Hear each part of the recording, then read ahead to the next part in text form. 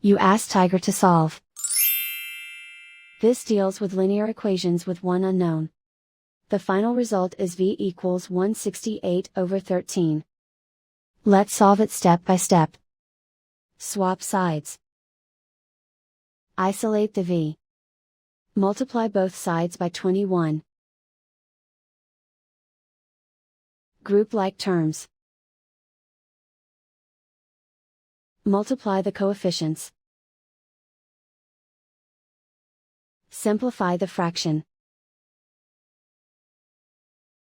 Multiply the fractions. Simplify the arithmetic. And so the final result is v equals 168/13.